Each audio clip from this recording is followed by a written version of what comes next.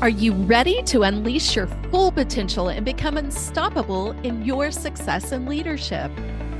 Welcome to the Unleashed and Unstoppable podcast, where we provide powerful insights and strategies for coaches, corporate leaders, and entrepreneurs. I'm Alexanne Carter. And I'm Carol Register, and we're certified master neurocoaches who are passionate about helping you overcome your limiting beliefs and optimize your performance. Each week, we'll be sharing actionable tips and strategies using neuroscience, from interviews with industry experts to solo episodes, to help you lead a life of power, purpose, and possibility on your own terms. Join our community of like-minded individuals. Hit subscribe now, and let's be unleashed and unstoppable together.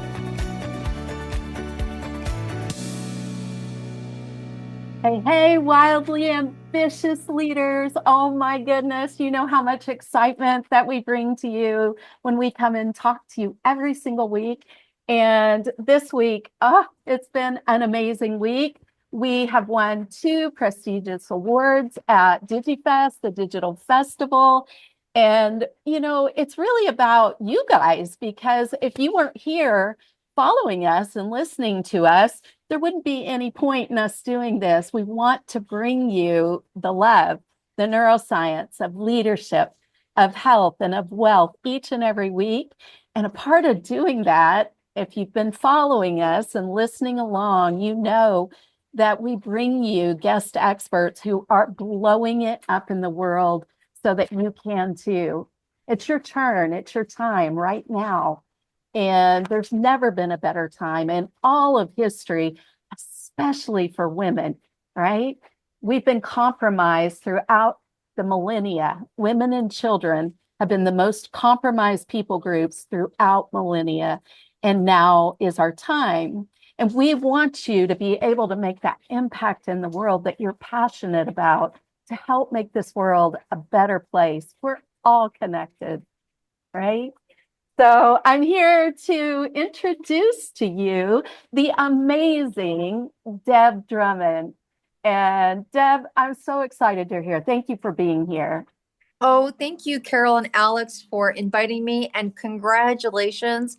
We were talking a little pre-show about what it's like to receive an award. And I think it's so important. You know, I don't ever underestimate that feeling about it, because it is recognition, but it's also being seen. And we were talking earlier about being heard, but it's about being seen. And funny enough, we're talking about a podcast, but there's something very cool about that. But it just helps inspire you to keep knowing, because we all say it, as hallmark as it sounds, if it changes someone's life, you know, we'll get up earlier, we'll go to bed late. But I'm so happy that you had that experience of confirmation and affirmation. Congratulations. Thank you. Thank you. Thank you so much. Listen, let me share with you that Deb is a pioneer in the world of entrepreneurship.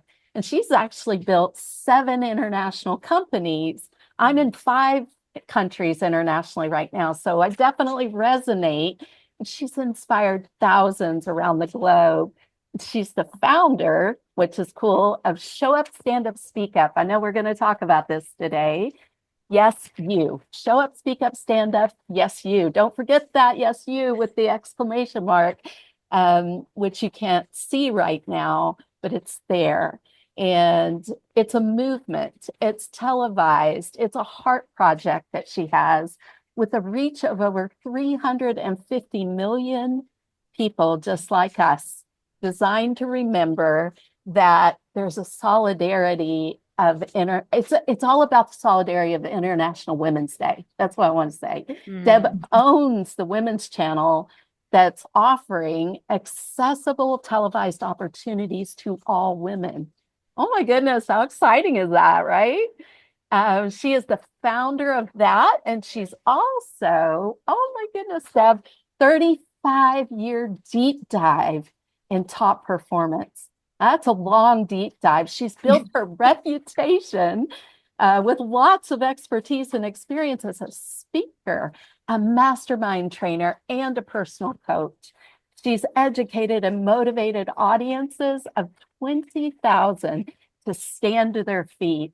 And in her private practice, which she also has, Deb has personally worked with over 30,000 clients, moving them to a higher state of optimal health and wealth. Hello.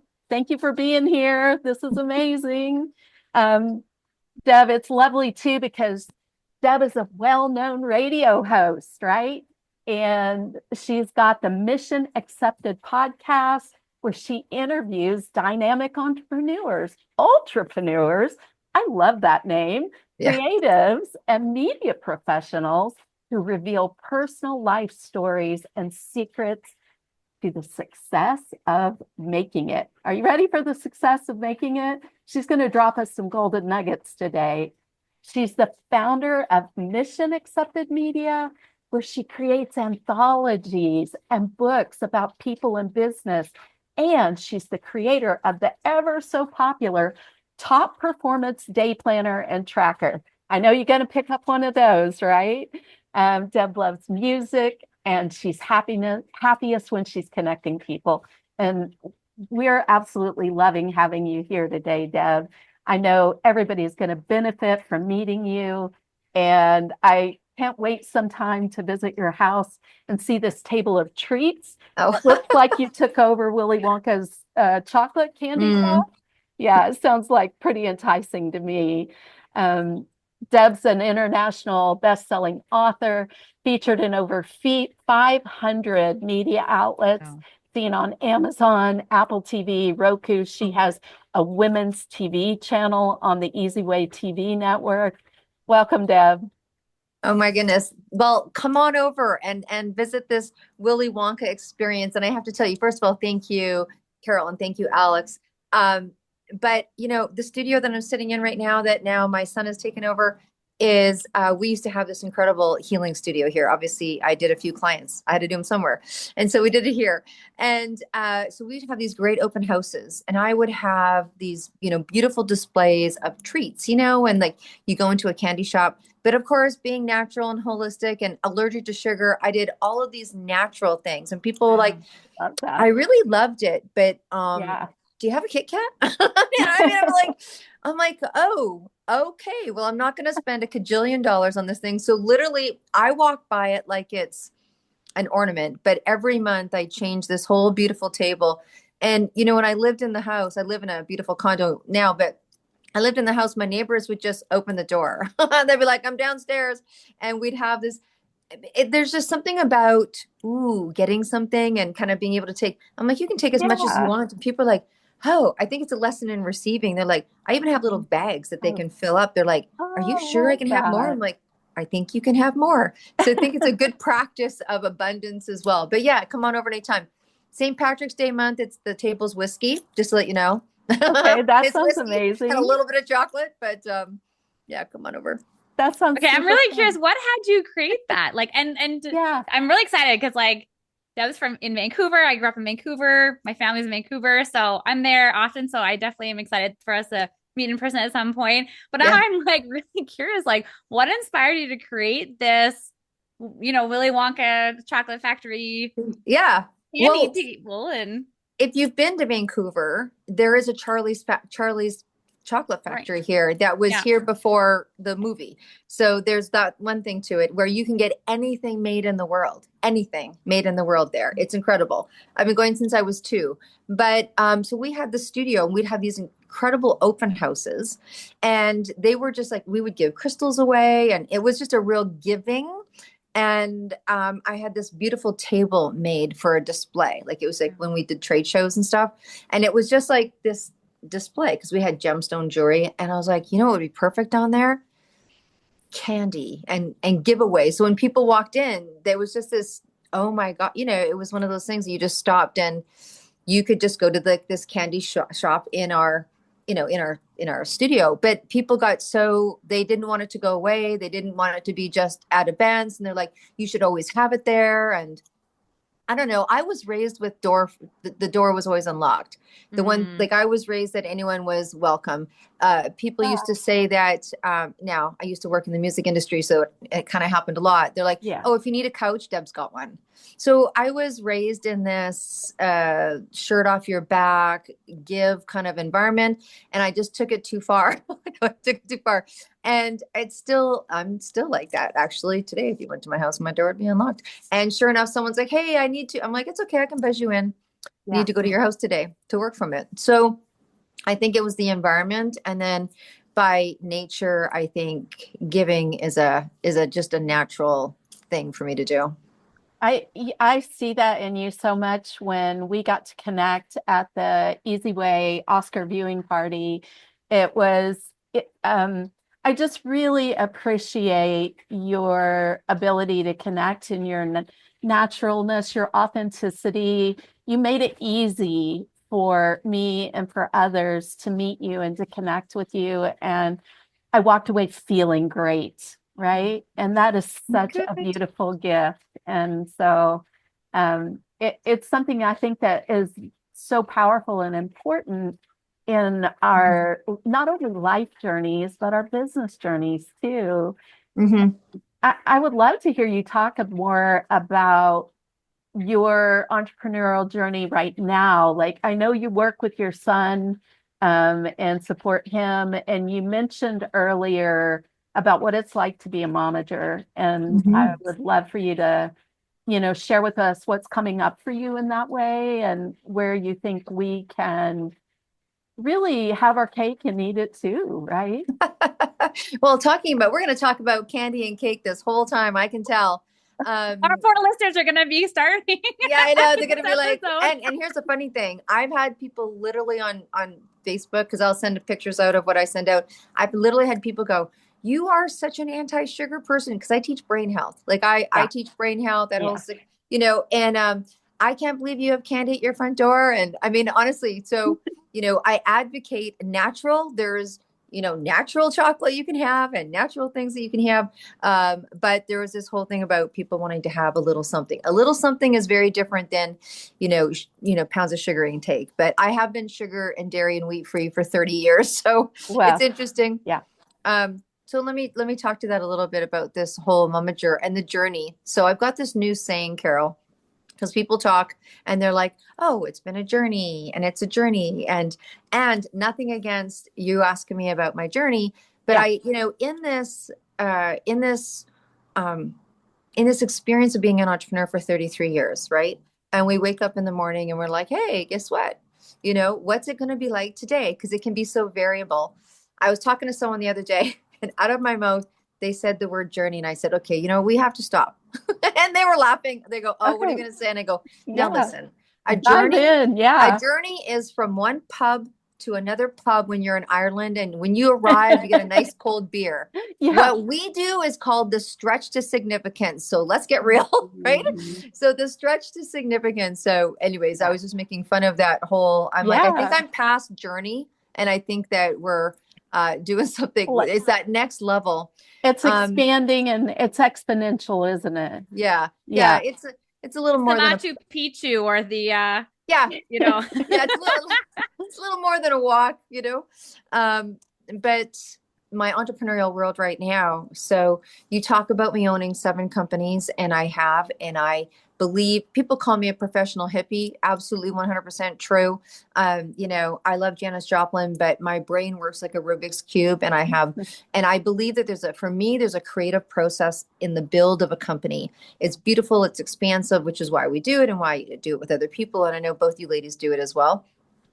And one has rolled into the other. Some companies have been expansive.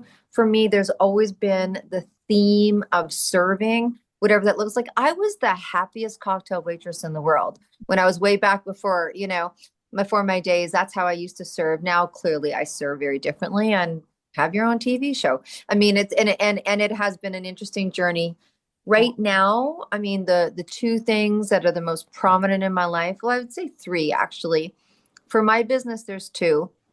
And then this full-time hobby that I have called my son's business. That's my third. So that's my second shift out of my day. The one that you talked about, which is my solo serving. And that is really, I am known as a top performance trainer. So I'm kind of when people, I always say, have more month left than the money, or they're not really having that ROI. Because I do so much in media, a lot of people don't have a media plan. Some of them don't have a marketing plan, yet they understand what they are. And a lot of entrepreneurs that I talk to never did a business plan. I mean, my first business plan was a piece of paper in a massage class. How many massages do I do per day, per week to make sure I can feed the family? I mean, that was my first business plan. But I think sometimes we need to stop, particularly if you're going to go level up or level over or expand or try to fix this. So that's kind of what I do in a solo, in a solo. This whole yes you movement, it's really a movement. And that came, and I don't think it's unusual for your crowd to hear the word download, or lean in, or a non-negotiable message. Yeah. And I had been told to do a podcast. I woke up one morning and heard to do a podcast and an anthology. And honestly, no one even knew who Joe Rogan was, either me. Yeah. And so I had to find out what one was and then decide why I was being told to do it. Now, with my years of entrepreneurship, I understand, because on the inside, people would say, Deb can make wealthy healers, because I was in the healing profession. Yeah. And, God bless our healers. We all are healing in a certain way. But man, if you want to sit at a table of people that are willing to give it away, I mean, I think I had to read Codependent No More from Melody Beattie a number of times, because we are born to serve. And so we will give till there's no depletion. And I think where, if I was to say God's got me, is in a position of helping people being sustainable. Yeah. It doesn't matter if sustainable and successful to me are the same thing. So there's so many pieces of that in the entrepreneurial journey. And I think it's really important to break it down a little bit, especially for those who may be more on the starting out end of things. But, it's making those decisions along the way. Am I going to be a charity? Which it's okay to be a charity. They're meant, run your 501c3, let it, and that's a US term of the way. Oh, I get it. It's okay. But, you have to decide though, am I going to be doing a charity? Am I a ministry? Or is this a service product or service-based business? And, you have to think about that with the staff that you bring in too, as you begin to grow and scale. What level of training are you providing? Are you providing a training service? Or do they need to have a certain level of awareness and skills to be able to bring in that are going to support you in expanding your business and moving it forward, right? So I think this is such an important topic that you're bringing up here, because when we're starting out, we're not even aware many times that we need to make these decisions.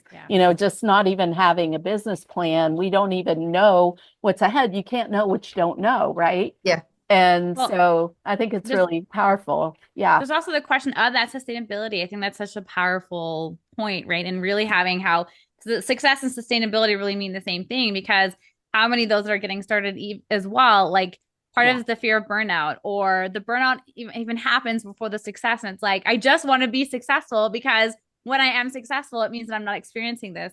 So I love how, if you get started, and we know with the neuroscience, like decide in advance and building something sustainable, that's going to completely impact very differently how you're going to go out and make the decision and create the result of a successful, sustainable business lifestyle and all that. Because it's funny, when we started and Carol read your bio, I was thinking, my question was, how do you do it all? Right? Like, I know I get that question all the time. How do you do it all? Right? So I am curious, Deb, how do you do it all? Like when you say sustainable, what are some of the things that will support you in creating that sustainability, how about this successful sustainability, that? Because I'm curious, right? You've got kids, family, multiple jobs and companies and businesses and where you spend your time. And yet you have all of this and you just still give. Because I think that's oftentimes what's is part of that fear, is like the fear of giving so much, but then being depleted and not having even enough. And so there's that constant balance or the, on the teeter-totter of like, Mhm.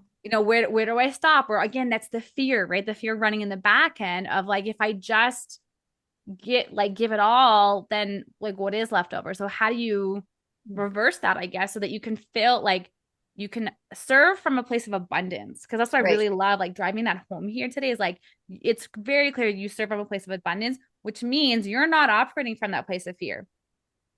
Right. But yet No. we see that so much, like when we look at the neuroscience of how the brain's operating, that's what holds people back. So I'm curious if we dive up a little bit Yeah, there. So yeah. I always like diving in. No. What's Deb's brain? Deb's brain thinking? How is she operating? How is she making decisions? No, absolutely. So there's a lot to unpack there. So let me see what I can do.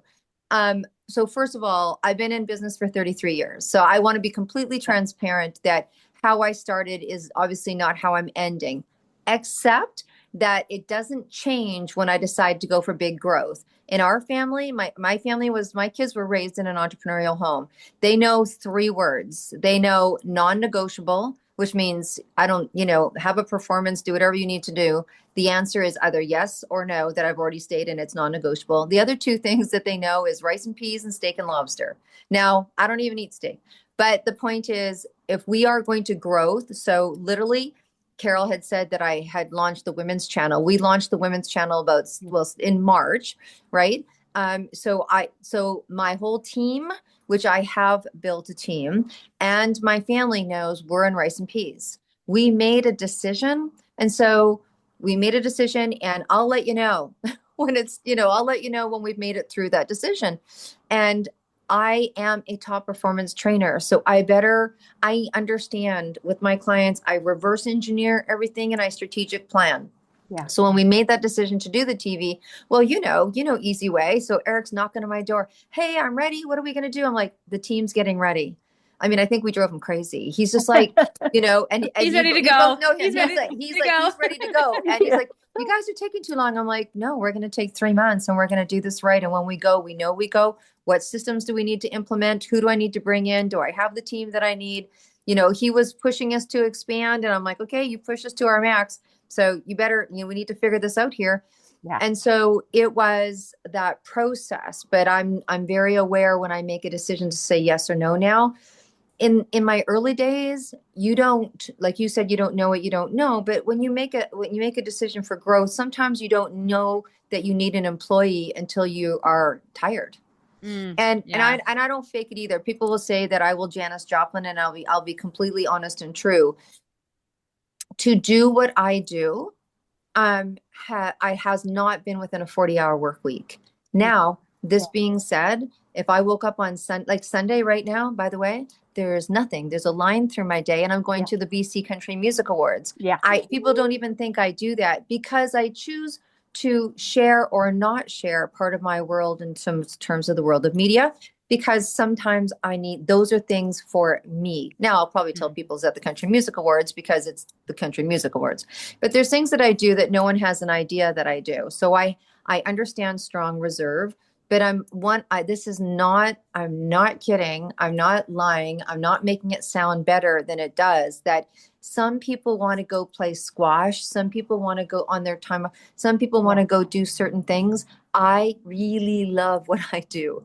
And it is not a stretch or a hassle. When I go into my son's company, I'm excited for him. And it not just because it's my son, whether it was your company or one of what I'm going and backing up one of my, clients. So I really truly don't feel like it's work, or I would have been out of the water. And I make decisions, and I'm pretty stern with myself. Like, if we make this decision, my word is my word. If I say I'm going to be there, I'm going to be there. And so there's been times where I've made decisions that I was like, well, that's interesting. I'm exhausted, but I'm going to do it. Yeah. But it's not a heartbreak. It's just that I'm tired.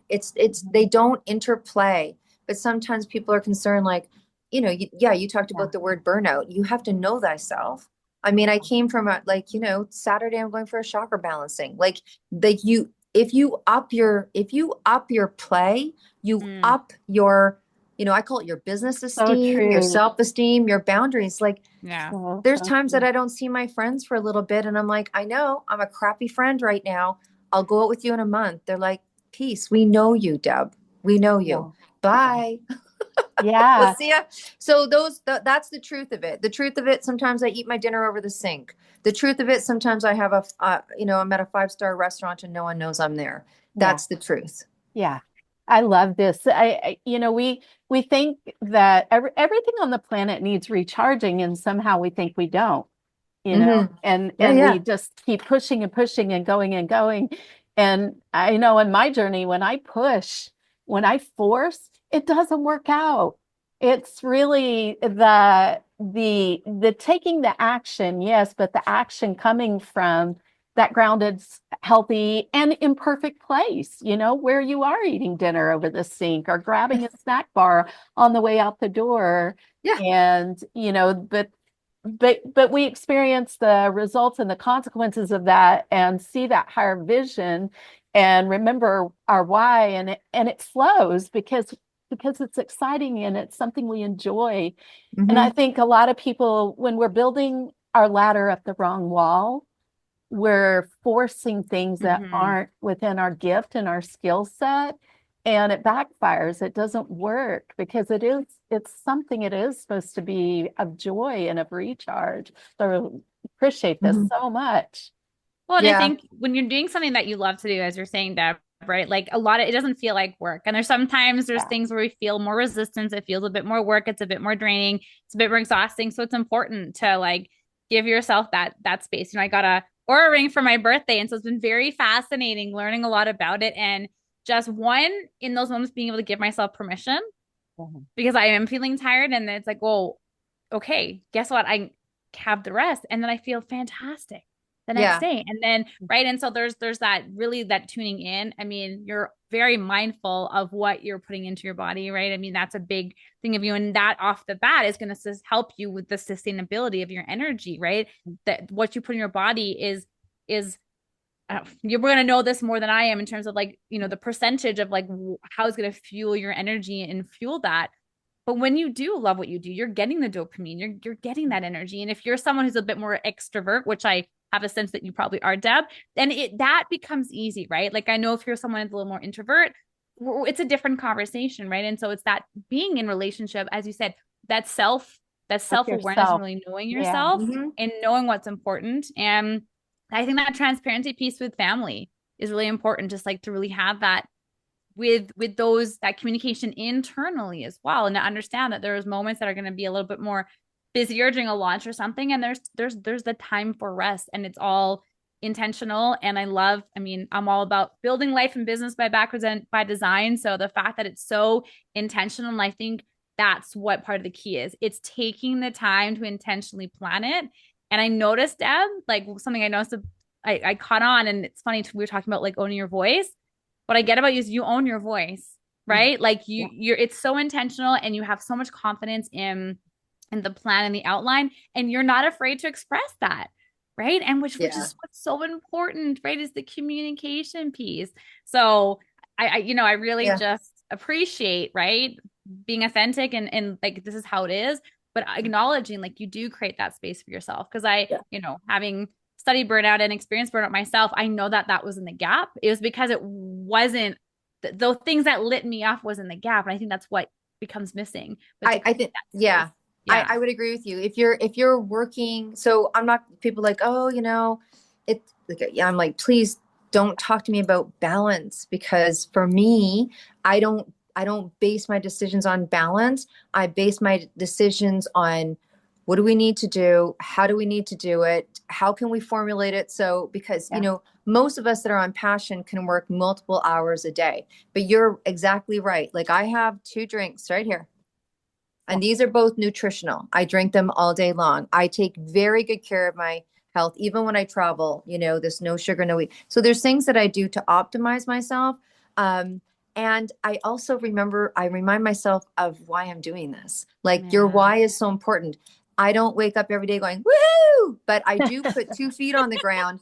One's for my kids and one's for what I do. And then I feel like I stand in the middle. So I don't push myself to depletion, but do I push myself? Yes. Do I pull back sometimes? Yes. Do I sit on an airplane and not talk to anybody and just do my thing? Yes, Yeah. I'm restoring.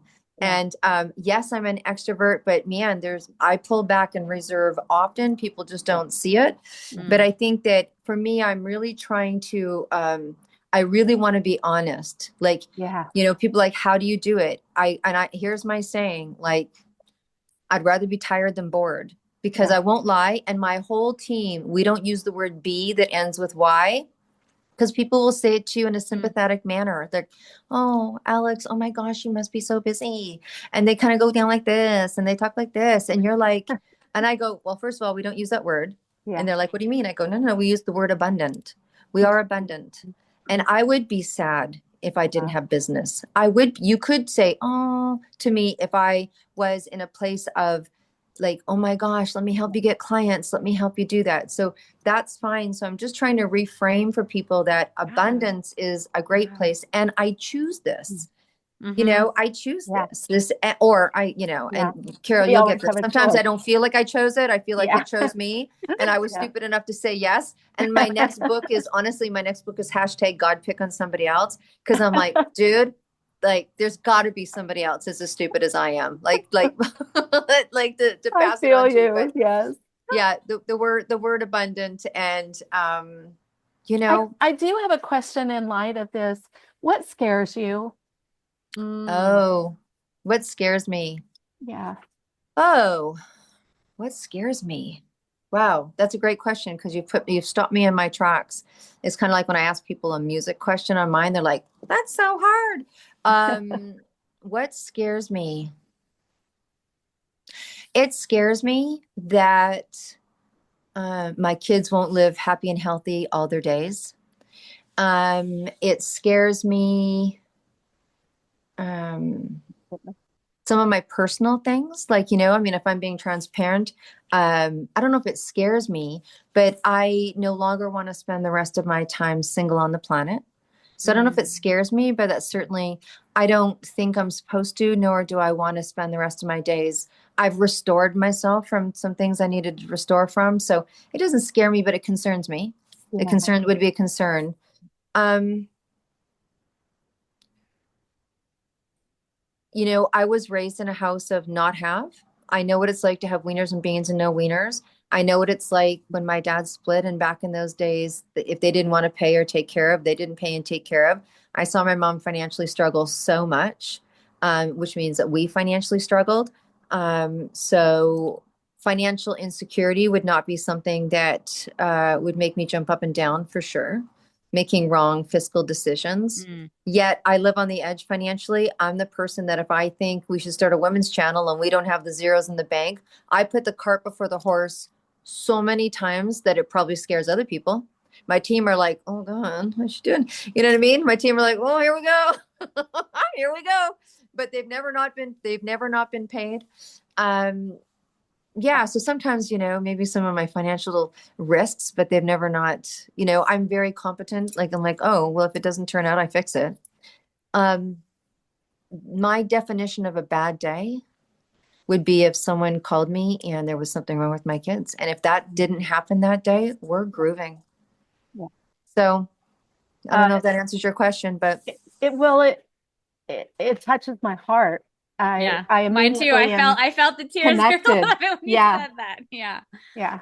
Because I'm like, we can definitely relate to what you were saying, like, yeah. Something happening to our kids or our family members, and learning your shift of your story of not having enough in the bank and coming from that place to knowing you can say yes and figure it out later, Mhm. is like, that changes our whole lives.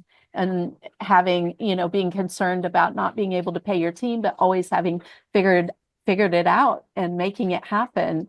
And Mhm. now you're at this place of incredible expansion, because what I see, would you say you've walked? Well, the answer is obvious, so it's a silly question, but I'm asking it intentionally. Yeah.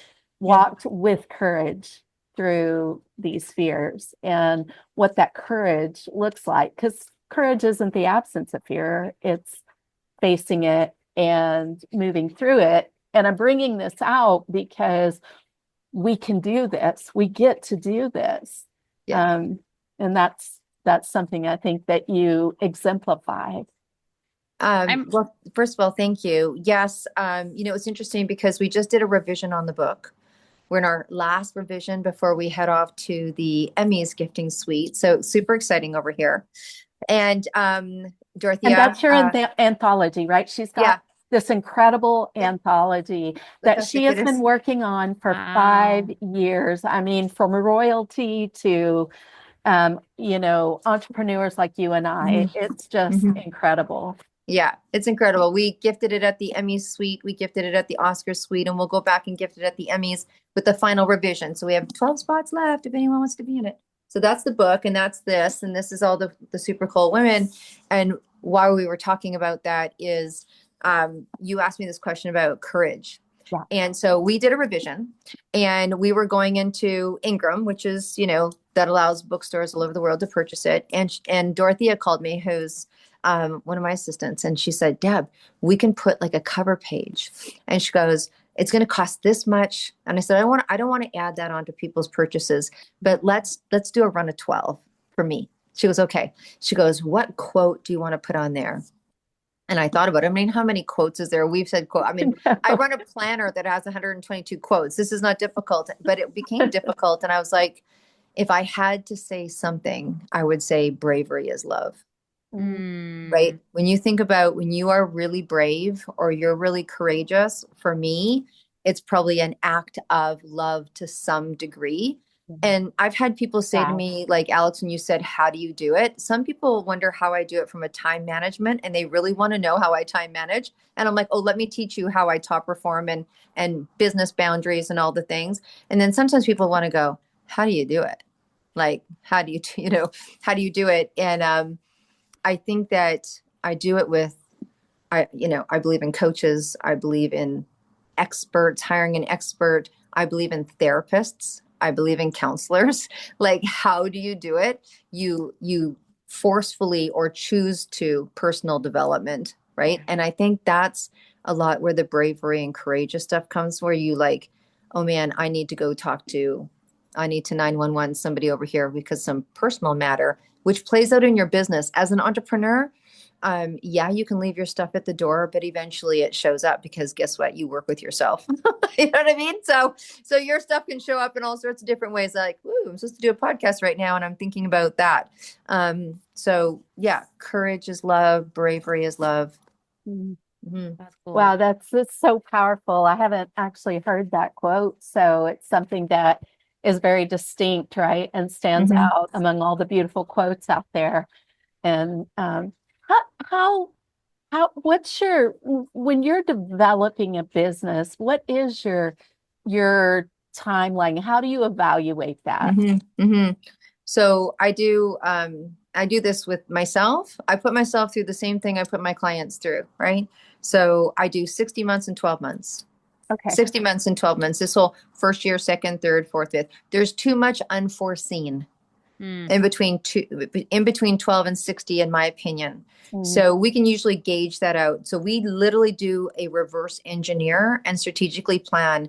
It is the most unsexy for people to go, oh, what do you get to do all day? But you literally reverse engineer, because one of the things that takes out entrepreneurs are surprises, and they wait yeah. too soon. So if they know where they're going to be at a year, again, people will call me Janice Joplin. If I had one client, she called me. She was in direct sales. And I own 2 direct sales companies, so I know the sector. So she's like, I want to make what I make a year every month. I'm like, cool. And I'm like, it's not going to happen in 3 months. I'm looking at your numbers. It's not going to happen in 90 days. You know that, right? She goes, yep. And I go, okay. So we made a plan based on that. Where is it going to be 60 months? Where are you going to be at 12 months on this plan? Now, by 12 months, we can pull that off, right? We can pull that off. So if we reverse engineer and make these goalposts, I know at 3 months whether we're on target. Now, by 6 months, and they have surpassed the target, right? I'm like, we have 2 choices. You can raise the party. Like, do you want to make this much now?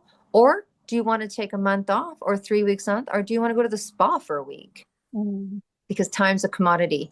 So, but If we're not where we need to be there, then at least it gives us time to readjustment. Unfortunately, most entrepreneurs start to feel after Halloween when they walk into Costco and the Christmas trees are up. My God. And I'm a Christmas fan. I'm just like, Yeah. and they go, it's October 31st. It's the first week in November. And they're like, I didn't make it this year. And they don't really know why. Now you can rescue anything. I've seen things turn around in 24 hours, and I'm sure you ladies have too. But but if you knew all the way along, we can change the agenda. We set the intention, and you got to do the work. I mean, I can do a business plan in about 90 minutes with somebody, because most of the time, like, I don't want to do a business plan. I'm like, well, I wouldn't either if I had to do 5-year projections, but let's just Yeah. do this. So even Yeah. for myself, we have an event August 9th, and we strategically plan back to here.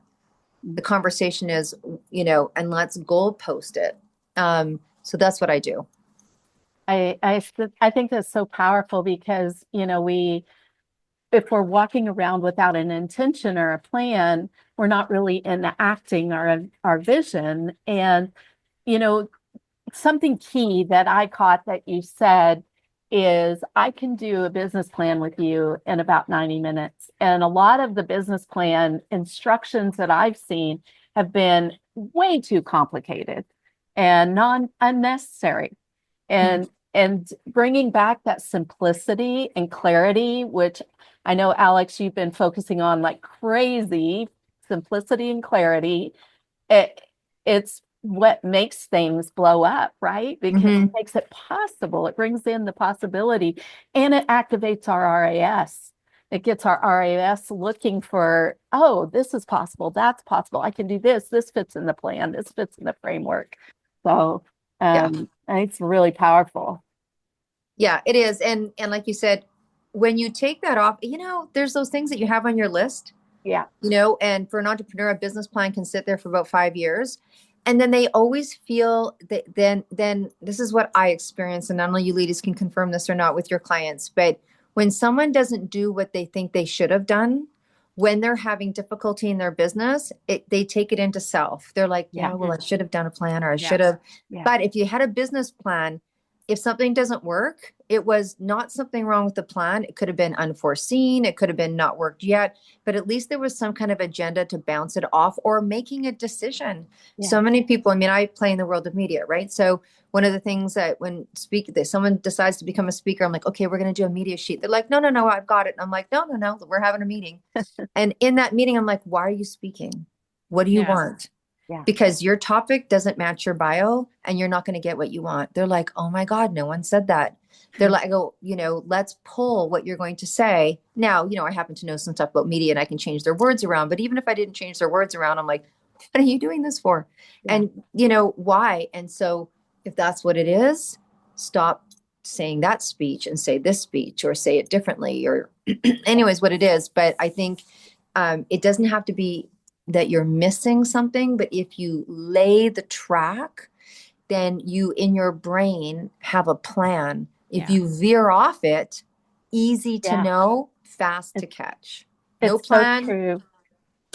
Yeah. No more spaghetti on the walls, right? Because that's what it is a lot of times. It's just you're throwing spaghetti hoping something sticks because you're in that reactive mode versus being very strategic. And it creates urgency too, right? I mean, you mentioned earlier, Deb, like just that intimacy of the numbers and being able to make the decisions. Like you're able to go out and make some of these decisions, quote unquote, blindly in a way because, right, it's not there yet because your brain has collected past evidence that that you can create that.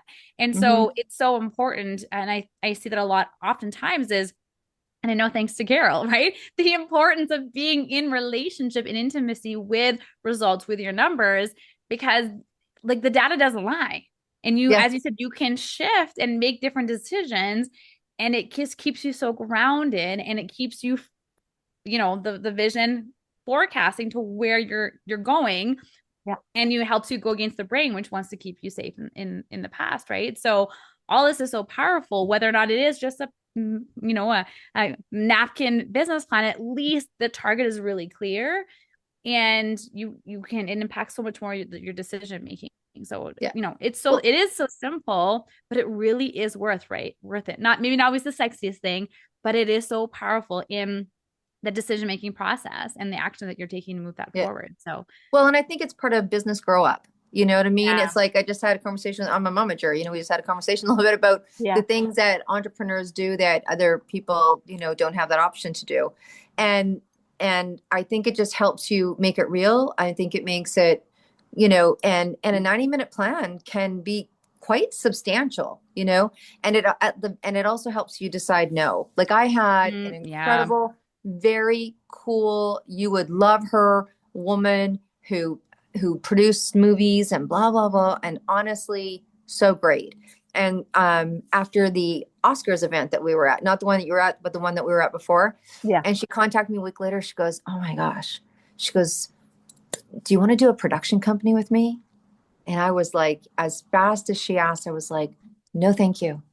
Yeah. Now, that was a step of maturity in my, because I know what we have. I know what the agenda, I know what we've got on our plate. Now, in my early days, I would have probably been like, sure. Now you want to talk about burnout. You know what I mean? It would have worked out. I would have made it happen. You know, I wouldn't have a kid hitting it big or something. It would have made it happen, but I knew it was a no. I knew it was a no. Yeah. And I knew it was a no because I know what I'm doing. Mm-hmm. Right. Yeah. Being able to say no to really great things. I know. To say yes to the very best things for us. Man, that's been such a journey for me. It's like we are hit with these possibilities and opportunities, and some people call it shiny object syndrome. And, I definitely have just enough of that neurodivergence. Like my kids, they bring it out, they'll be talking to me, mom, telling me something, and I'll be like, squirrel, and they're like, mom, I'm talking to you. Listen, Yeah. But the point of it is that we actually do have the power and the ability to go back to our why, to go back to our visions. That's one of the things that keeps me personally very grounded in being able to say, no, is this going to have the ROI that I want it to have? Is this going to be the priority in my day that I need it to be? Even though it's going to be great, I'm going to hear amazing information, or I'm going to get to do a production company, but it doesn't fit the plan, right? So I think that's something that it takes some experience to do that, but we can start training in that right now. Yeah. And I think that's something that, where are you being able to say to yourself, what's the most important thing to move my vision forward? Yeah. It's very good. And that's interesting coming from someone who, like, if they know me, they're like, oh, Deb said no to something. But because I've been in business long enough that it takes a lot to probably scare me, as you would say. And I have the kind of mind that can, multitask within a purpose and all those things that come together as you make your way through your world of being an entrepreneur or someone who is an entrepreneur or what have you. So I love that name, entrepreneur. I was just going to say that. I was like, I don't know if I've really heard that before. Yeah, I hadn't either. I was sitting on the couch and I was for the planner that we do, it's Top Performance Success Planner, just to throw that out there because we can. Yeah. When I was first thinking of what is that name that I wanted to do, entrepreneur came to me, and I had this epiphany. I was in my self-absorbed mind because I was like, oh my God, I've never heard that before. I must be the only person that thought about that. So I go to Google and I'm like, entrepreneur, and who pops up? Oprah.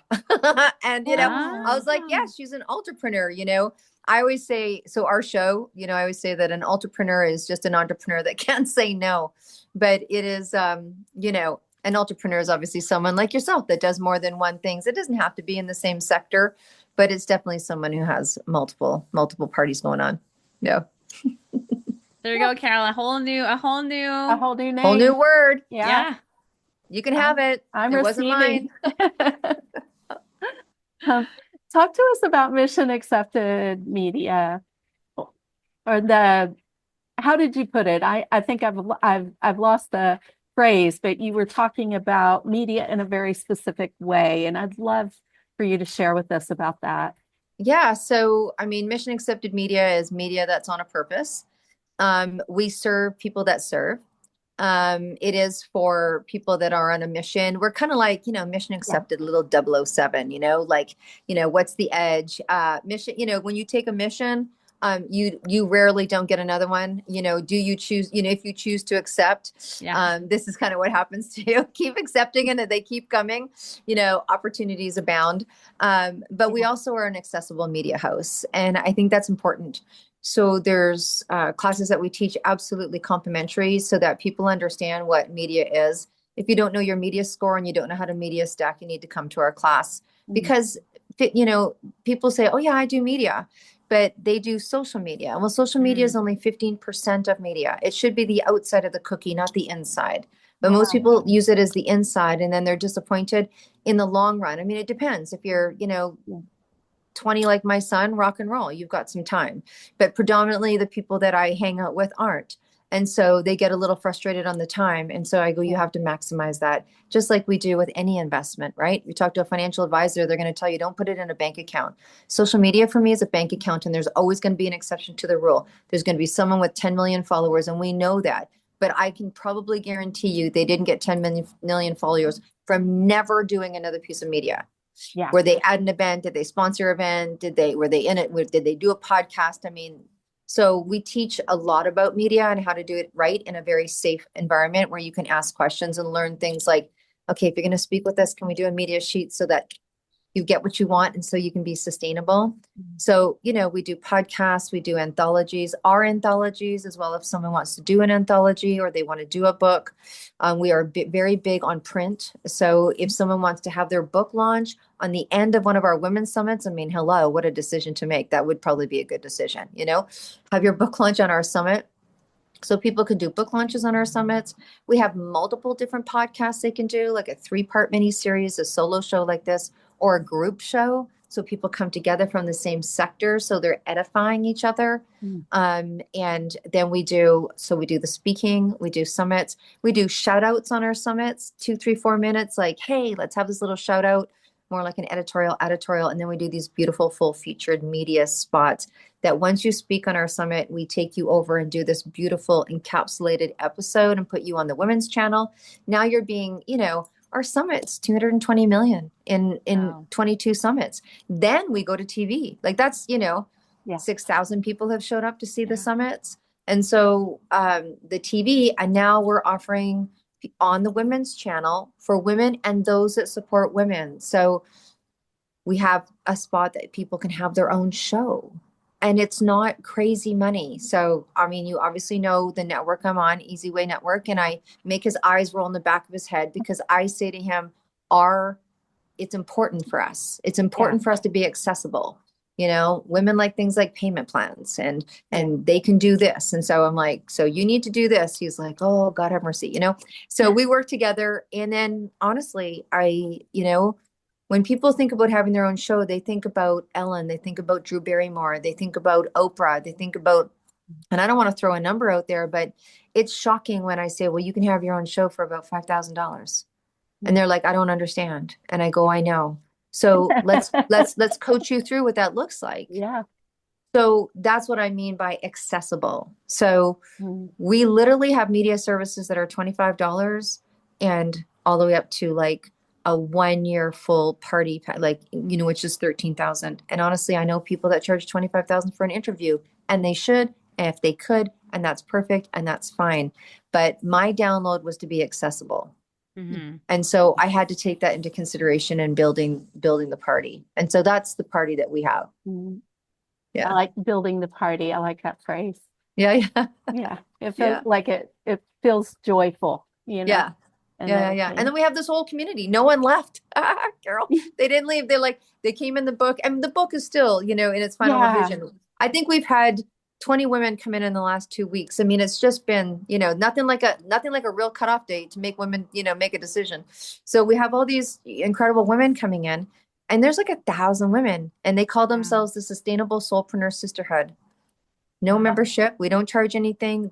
We get together and do the coolest stuff, but it's all about sustainability and really the remembrance of International Women's Day. And it's time. And so we just tide rise, and it was time 10 years ago. And so now we're just living the time. Thank you for sharing all this. And, as we start to wrap up here, Mhm. leave us with some final words on where you see us becoming more and more unleashed and unstoppable. You've given us so many gold nuggets here and so many things that we're going to be able to re-listen to and pay attention to and dig deep on. But, really, you talked about expanding and elevating. So I would love to Yeah. hear you share that. We'll definitely be having Deb's information for you in the show notes. You're going to want to read those. You're going to want to look at her bio. You're going to want to know exactly where you can get involved with all these media services that she provides. Did you hear that? From $25 to $13,000. It's within your realm. And so we will be definitely putting that there. Thank you, Deb. I'd love to hear. And your Yeah. planner too. We want to make sure to have a link to your planner as well. Yeah, absolutely. So I think the best way to explain Unleashed and Unstoppable is one thing. There's a movie that I watch over and over again, and it's called Creed. And it's Creed 2. And it's where, Apollo's son begs Rocky to train him. And he says no. And then he finally decides to. So they're training in the gym. And he takes him over to do the punching bag, right? Like the solo punching bag. And he takes him to the mirror. And he's like, okay, I want you to look in the mirror and I want you to punch on this bag. And he said to him, and he kind of looks at him like, what? And he goes, that is your most difficult opponent. Mm. And I would say, if you want to be unleashed and unstoppable, you have to get in relationship with yourself. You have to not lie to yourself, and you have to be able to go up against yourself. That's it. This journey has been me going up against me.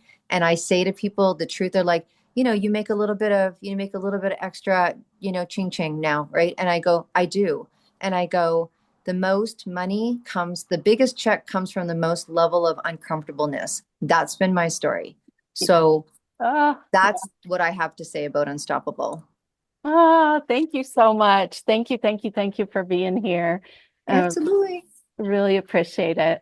And Yeah, love you, and just excited for what you're doing for women in the world. And yeah, it's magnificent. Thank you so much. No, I appreciate both of you. I can't wait to have more conversation. And Alex, you definitely have to come over. Yeah, definitely. Next time in Vancouver. Yeah. Well, August 9th. You guys got to come here. We have a big event coming on. That's right. I know what the event is. I'm so excited. Yeah. Super awesome. Yeah. Okay. All right, ladies. Thank you so much. Well, thanks for being here today, Deb. And also thank you to our listener for tuning in to another episode of Unleashed Unstoppable. We'll see you all next Thursday. Go head over to the show notes. Grab the links there to learn more about what Deb has to offer. And also, we'd love to hear from you. So click on the text us button. And let us know what some of your biggest takeaways are today. See you next week. Ciao. Thanks for tuning in to another episode of the Unleashed Unstoppable podcast with your hosts, Alexandra Carter and Carol Register. If you enjoyed this episode and you'd like to help support the podcast, please share it with others, post about it on social media, or leave a rating and review, and subscribe. That's all for this episode, Wildly Ambitious Leaders. See you next week.